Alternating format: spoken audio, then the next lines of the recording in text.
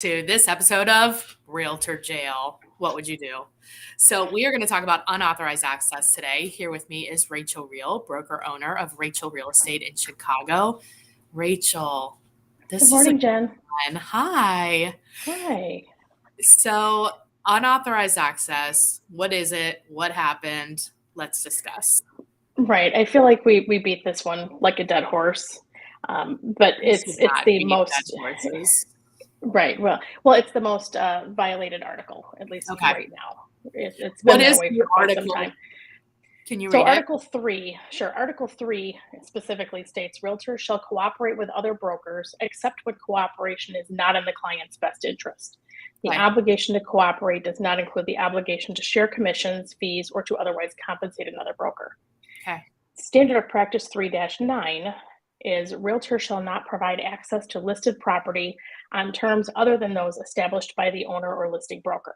Makes sense. The counterpart to that one is 1-16, which Article 1 specifically is just the kind of the catch-all. You have to be a fiduciary, you've got to be in the best interest of your clients, act accordingly. Yeah. 1-16 is realtors shall not access or use or permit or enable others to access or use listed or managed property on terms or conditions other than those authorized by the owner or seller. Makes sense. That one, right. And that one, a lot of people will throw them together or lump them together. 1-16 is geared a little bit more towards listing agents. Okay. So that you're saying, hey, you can't access or use this property for anything other than what the seller's asking you to use it for. Which means the seller's usually saying, I want you to list and sell my property, so I want you to do showings. Does not give the realtor the ability to take a vacant home, for instance, open it up, have a bachelorette party, and then walk out the door and lock it up.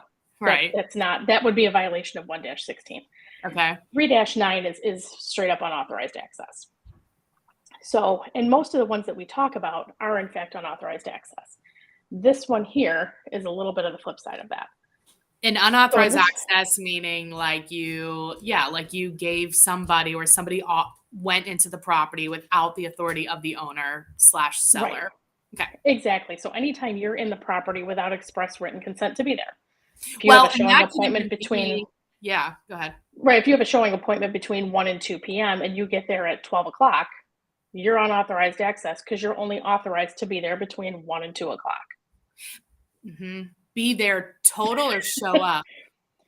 No, you're authorized to be within the property between 1 and 2 p.m. in this particular instance. So if you're there at 12 o'clock, you're there an hour early. Yeah. If you're there at 2:30, you're there a half hour late. What if it's 2:05 and you're still in the property? Right. If I'm still in a property and I'm showing it and I'm authorized to be there between 1 and 2 and I'm still there because our clients are still looking around, asking questions, we're discussing things, I'm going to shoot the agent a text and just say, hey, my appointment was 1 to 2. We're still here. Please let me know if that's going to be a problem. 99.9% of the time, it's not an issue. It's all about communication. Right. All right. It's 100%. Now, if somebody knocks on the door and says, hey, I have a 2 o'clock appointment, then I say, okay, you know what? To my clients, we've kind of, our window ended at 2. The next showing is here. Let's move it outside. Right. All right. So what happened with this one? So in this particular situation, you've got a seller who lists a property. Mm-hmm. Okay. So seller lists a property. The end of that listing agreement comes around. Property is canceled off the market or expired or whatever it might be. Seller opts to relist with another broker. Okay. Listing agent number 1 still has a box on the property and hasn't returned to get that box off the property yet. Annoying, happens all the time. And return the key to the seller. Okay. Now we can talk about the best practices and the best ways to get that key to the seller immediately. But in this particular case, let's just say that key is still in the box. Okay. Day or 2 rolls by, seller relists with broker B. Okay. Invites broker B into the house. They do their market analysis, decide at the end of the time, yes, we're going to go ahead and move forward and list together. Okay. Seller says to broker B, hey, broker A hasn't returned to get the lockbox off yet. My key is still in this box. Can you get this key out of the box and put it in your box? Broker B says, sure, no problem. Get the key out, put it in the box, move forward. Okay. Broker A then says, hey, this was unauthorized access. You didn't have access not to get to my box. The seller is the authority here, not the agent. Well, let's talk about over. Bingo. So if you again read Article 3.3-9, realtors shall not provide access to listed property on terms other than those established by the owner or the listing broker. So in this case, so in this case, it wasn't listed. It was the contract was either canceled or done. The contract to list with the first broker was over. But let's say in like our paperwork and our listing paperwork, it says that the authorization can be given to a cooperating broker, a dual agent, and you also have a place to check for sub-agents of the seller. So let's say in this case, it's listed with the broker. Right. The sub-agent of the seller is not checked. Can the seller still give authorization to somebody without letting the listing agent know? It's their house. I'm going to say that, right. Well, I'm going to say that would be a little bit of a different scenario and a different evaluation by a hearing panel, because when you're evaluating that scenario, the way we first talked about it, it's realtor shall not provide access to listed property. I don't even have to read the rest of it. It's not listed, so there's no problem. Because it's not listed anymore, right? But if it was listed, let's say, because oftentimes sellers will, they know their listing is expiring and they want to relist with somebody else. So let's say they bring in agents, they interview the agents, all of that's on the up and up. They decide, they choose one. It's going to end that day at midnight. There are no showings scheduled. Let's say it's 4:00 in the afternoon. They're having the appointment and signs. It's technically still listed, but the seller is the one that took the key. You're fine. Right. Now, how is the seller going to get into that box to get the key? Well, if it's a combo box, they can call the agent or the agent told them what it was. Right. Okay. If it's not, and it's a central lock, right. And they gave authorizations, but they had the sub-agent for the seller selected, also fine. Now, the sub-agency point is interesting because in Illinois, we don't have sub-agency. Okay. So that's been gone for a long time. Now it may end up coming back with all this DOJ stuff going on. However, how would broker B know whether or not sub-agency was checked on a listing agent's paperwork? They wouldn't know. They wouldn't know, right? And frankly, I'm going to argue that a seller wouldn't know either, or if they did know, they don't know what the hell that means. I would argue though that if I'm the owner of the property and I say it's okay, then it's okay. I would tend to agree with you, but I think in that particular circumstance, then broker B would be probably well advised to send a message to broker A and say, hey, I'm here. I'm going to be taking over the seller's opted to move forward with a new listing agreement with me. Your lockbox is still on. May I remove the key? Now, best practices in this particular, right, or come back the next day. Now, in this particular situation, it wasn't listed. There's no problem. It's not listed, you're right. There is no problem. Why is broker A leaving that box on there for another 24 to 48 hours? That's the actual problem. Is there a rule about that? Like it can be only left on because so many people leave their signs, their boxes, and it's like, what are you doing? Right. I'm going to say that it would be once the listing is canceled and the listing is no longer under your listing agreement, you now have abandoned property. Now, if I come in as broker B 24 hours later and it's still there, I'm not going to go take my bolt cutters and cut it off after 24 hours, but I'm probably going to send a message to that agent and say, hey, your stuff is still here. I'm taking over the listing. I'm entering the box to remove the key. In this case, it wasn't listed. And the rule is you can't give the access to a unauthorized party while it's listed, but that didn't happen. So how did the committee even decide that it should go further? Why wouldn't they just stop at the beginning? That's kind of my question. Although when you look at the way this all works, this is a good review of the process in general. So when a complainant files paperwork and says, here's my complaint, it goes to the grievance committee. Grievance committee looks at it and says, on its face, if I just take what I'm looking at here, I do no other research, I don't judge the complaint, I don't make a finding myself. If I just look at it and say, here's everything we have, on its face, if this were true, would I move it forward to a complaint?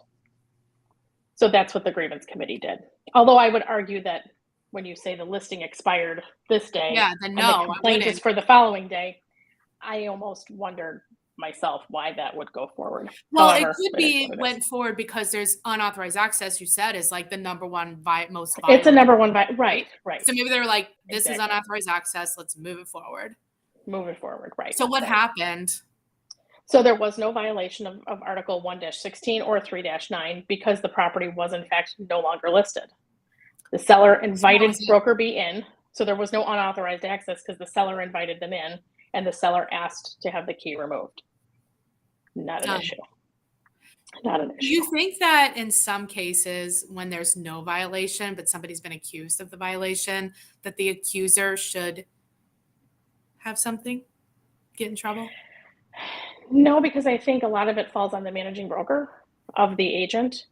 And if an agent takes a complaint or facts of a complaint to their managing broker, the managing broker should be able to look at that and review it with the complainant, just like a panel would, and say, okay, here's the situation, and use it as a Right. training opportunity. So the Yeah, managing broker should absolutely know that this is not going to be something that's going to be found in violation because it wasn't listed it's not a anymore. problem. Yeah, Right. unauthorized access is good because we all have there's been times in a career where you're back to back on more than like 4 houses Absolutely. and you run into something and then the agents aren't answering the phone and you're trying to reschedule, but then it's like you're trying to wait, but then you're like, well, surely they're going to move it a half an hour because and then you're like, do I go? Do I not go? I mean, it's so dramatic, right? But then they're like, It oh, is. well, you can only book a half an hour. And it's like, it takes me more than a half an hour to get there. Well, Like, and in those cases, I'll book back-to-back appointments. And for the first time, I just had an agent text me and say, "Did you mean to book 2 appointments?" I said, "Absolutely, because yeah, we're looking at 10 homes that day. You're number 7. I you can't can't. pinpoint the half-hour window. I have no I think idea how that's a long we're going to really be in good any of these tip. houses." Yeah, that's a really good tip. So if you do have You know, back-to-back appointments and they're shortening the time frame, just right? I book mean, the appointments back to back and send a note. right. We see some that are 15-minute windows. And again, if you're out with a brand new client, you have no idea how long they're going to be in a particular property. How the heck am I going to pinpoint a 15-minute window when I'm at property number 7 out of 10? And we could Yeah, spend an hour in one property and 5 minutes in the next. No you have idea. no way of knowing. Yeah, Right. that's Communication is the big thing here. Again, just some communication I probably would have wonder alleviated too, any it complaint even being filed here. it could also be like, I wonder if showing time, like kind of like an upgrade to their system could be where as the listing agent, the seller and I chat and they're like, okay, anytime on Wednesday between 9 and 5 is fine. Like I want to Right. know who's coming, but I don't need to like approve every single one. I'm in meetings all day, whatever. Right. So then Right. we can block it, like say, hey, anytime you want to come and then do it courtesy, like a courtesy notice to the Like a seller. courtesy go and But, show. like, Right. outside of that, it has to be approved, and, like, there's not that flexibility inside the app. Right. It's either an all or nothing because you can set it up as a go and show, or you can set it up as the seller needs to approve it or somebody needs to approve it. But you can't designate a specific day or time to be able to do that. Oh, we lost your volume. There, it's frustrating, There you so, go. when we become It the is. czarinas of real estate of the Right. world, we will change everything. Right. Well, and so let's talk about this particular situation then too. And with broker number 1, whose listing was canceled and couldn't get back to remove the box and return the key till 24 hours or I don't 36 even think hours there later. should be lock boxes. There's going to be, like, a place where we could do our thumb or, like, a facial scan or some other access where it's not like a box on the property. That's insanity. Well, the only thing is then the seller, once you remove that box, or if you did that with a lock on a house, then anybody who's ever been in there now has access to the house. No, So the or box you could, like, is a good maybe tool change for that. it somehow where or change, like or maybe it's a code or something like that where you can remove codes or give codes Right, or and we do see there's that. gonna be a Right. technology improvement in the area of lock boxes. I think so. I do think that's going to happen. In this particular case, it would have been if I were the listing agent or the listing broker number 1 who was losing that listing, as soon as that listing was canceled, I would have sent the seller a 1-day code and said, "Here's how you access the box. Here's the 1-day code. Open it up, take your key out. Now Yeah, you have the key back, and right. now I'll be back tomorrow afternoon or whatever it is I to get grab it. my box."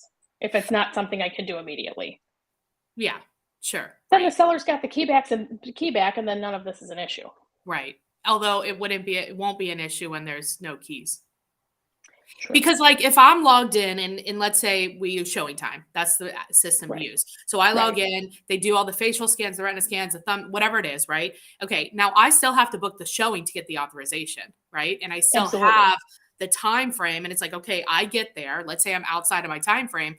Well, now I don't have the access. The access is over. So it would truly eliminate unauthorized access. I think that would be very hard for a seller to manage. I'm thinking about an elderly seller who would have to then be able to manipulate their own lock on their own property and their own home technology, which a lot of people still don't have. So that puts a lot of stress on an elderly seller who may not even have the technology, or if they do, have to manually sit there and mess around with that to be able to restrict access and all that stuff. So Yeah, the box is still a good thing, and at least we can track the box. I mean, when we have the box on ours, we use a central lock. As soon as that thing is open, I get a message on my phone that says, "Hey, someone has just entered your property." Right. So I know that if I have recently I had the same issue. I had a showing schedule between 1 and 2, and I get at 12:05, I get a ding on my phone, and it says someone has entered your property. And I said, "Well, wait a minute. Why are you entering the property? You're not supposed to be there." They shouldn't even be allowed in if it's linked. Anyway, that feels like now you have now you've got other layers of stuff that we have to be able to add on, when really the expectation should be, "Can you please follow directions? You have an appointment from 1 to 2. Could you please stick with that appointment from 1 to 2?" Sometimes it's not possible, Rachel. Well, then make a phone call. Make the phone call. Answer your phone. I would have answered my phone happily. Sadly, I think I have 10,000 contacts in this phone, because as soon as somebody schedules an appointment, I'll add a number in here so that if they call, I know who it is. That's So I know actually if a really someone good best practice too. Wow, good tips today, Rachael Real. Right. Well, and I'll even put the property address in there. And then when that property is off, then I can search by the address, delete all those contacts if I want to. But it is handy, because I'll have an appraiser that I met 10 years ago that'll call, and I'll be like, "Oh, I met him at whatever house." Yeah, I love it. Nice. I mean, It's I like got your a whole little lot of contacts in CRM. there. Right, almost. Well, Rachel, Almost. this was a good one today, because you're right. Normally, unauthorized access truly is, and in this case, it It's a wasn't. violation. That was pretty exciting. Right. It's interesting. If people have a referral for you in Chicago, what is the best way to get a hold of you? Best way to reach me is by cell phone at 630-542-8688. You can text there, or you can find me on Facebook at Rachael Real Estate, Instagram, LinkedIn, all the good places. Awesome. Thanks, Rachel.